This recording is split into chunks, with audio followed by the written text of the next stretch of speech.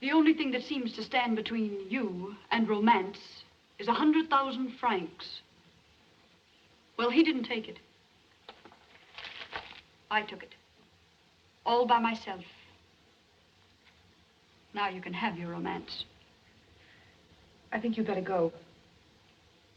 Ever had a romance with a crook? I beg your pardon? Let me give you a little advice. When you embrace him, be sure to put on gloves. Scott, have you seen Trouble in Paradise? I have seen Trouble in Paradise, the 1932 romantic comedy by Ernst Lubitsch. Yeah, really one of the great groundbreaking romantic comedies that kind of set the genre going. And what's interesting about it is that it was made in 1932, which was before the production code came into being, which we're gonna talk about today, right?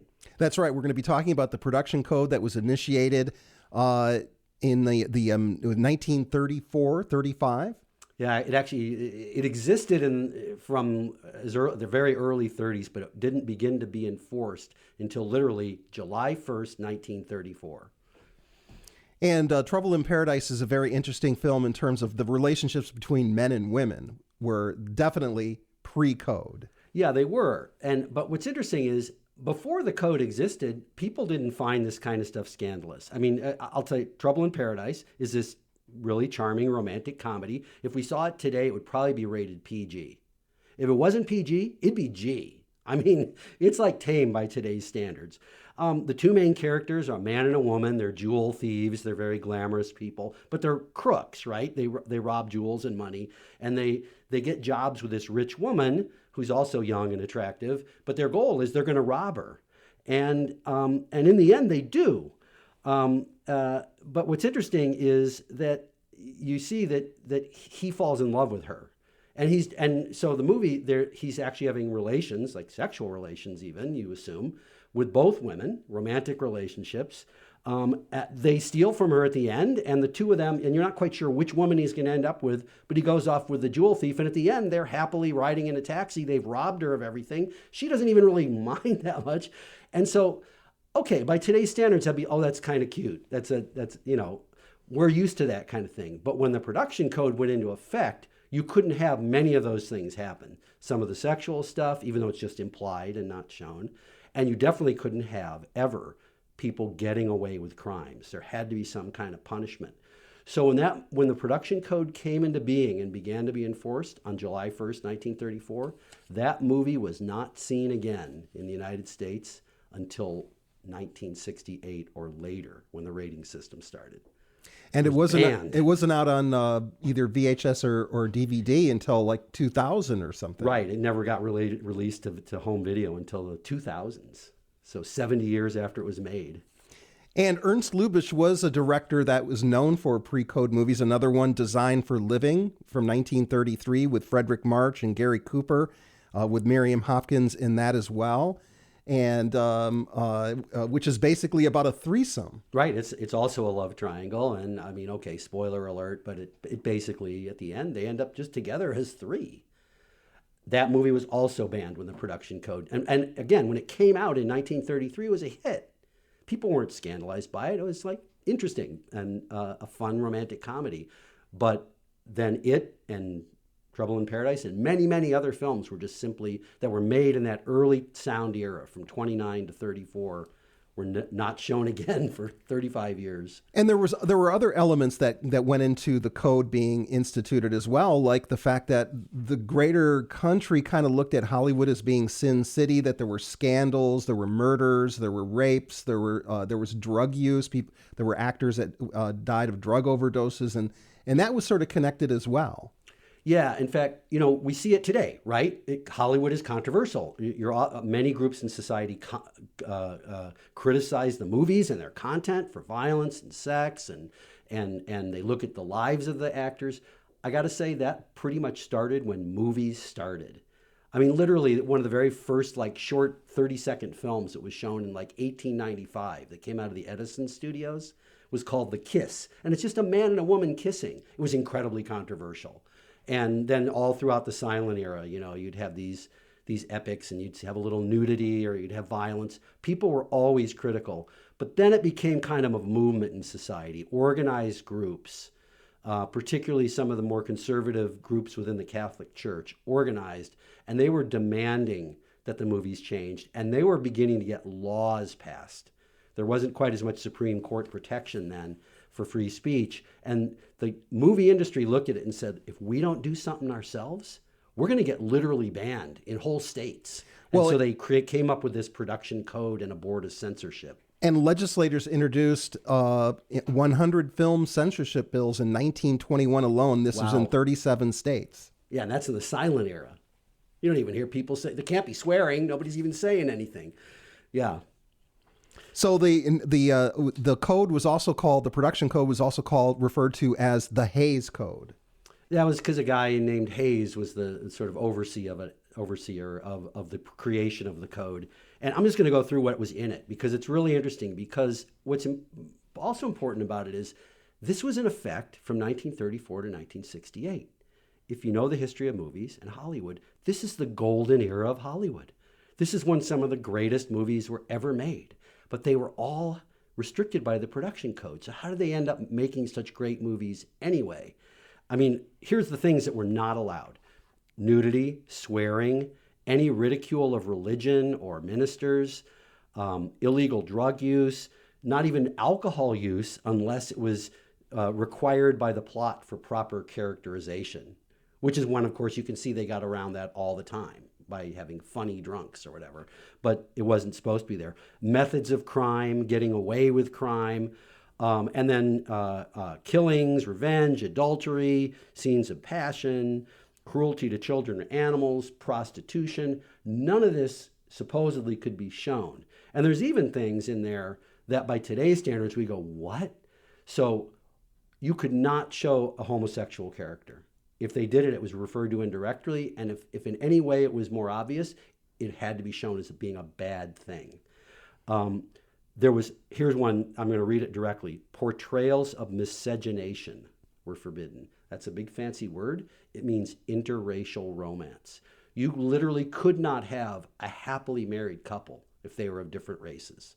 Go back and watch any film, 30s, 40s, 50s. It's just not there until the production code starts to fade away. So there was some really bad stuff in the production code, but somehow they worked within it, right? Like a poet who decides to write a sonnet, and now they're restricted by the form. You know, they managed to work within it and still make really interesting films, and sometimes quietly violate the code. And work around it too, as well, in terms of referring to it, but also like a wink and a nod. Yeah. And you have some examples with Casablanca? Yeah, I was thinking about Casablanca. It's one of the most famous movies, you know, and it was made in 1942, so that's right in the middle of the production code, in the middle of classic Hollywood.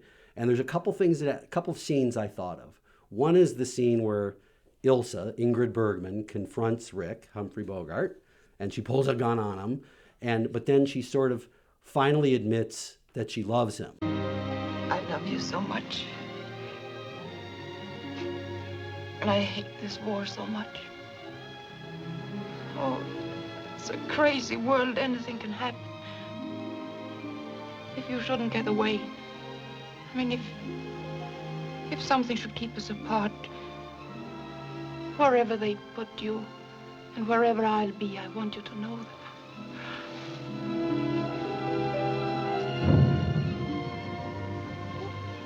Kiss me.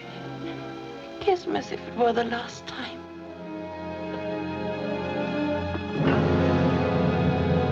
Well, there's a problem with that because they had an affair when they were in Paris, but she thought her husband was dead. So you can't really call it adultery because it's assumed he's dead. But in the later scene, she's there with her husband in Morocco. And yet she now admits to being in love with him. And then they very carefully, subtly don't show a couple things, but they go from one moment embracing each other. There's a cutaway to like something outside, and then it cuts back to them and they're in different places, like smoking a cigarette. Like what happened in between? Well, I think we all know, but they can't show that because that would be adultery. She can't actually have a relationship with him now that they know her husband's alive. And then later on in the very end scene, the famous scene at the airport, where he has her go off with her heroic husband, he kills the German major. He shoots him when the guy tries to call on the phone and get the plane stopped from taking off. Well, what they do when they stage that scene is they have the major pull the gun first so Rick can shoot him in self-defense. If it was more realistic, like it was a movie now, he'd probably just shoot him, But then, in some weird way, even though they're fighting the Nazis, you'd go, did he just shoot him in cold blood? You're not allowed to do that. So they would always come up with some trick. You see characters like, and you still see that now sometimes. Characters fight and one of them falls and hits his head on a rock and that's how he dies. So you can't blame the other character, right? So they did all kinds of tricks like that to make the movies work. But then in the 50s and the early 60s, the code became a little bit more gauzy, or you could see through it. Yeah, I mean, people were getting more sophisticated and things were changing in society. And, it was just like, this just isn't realistic anymore.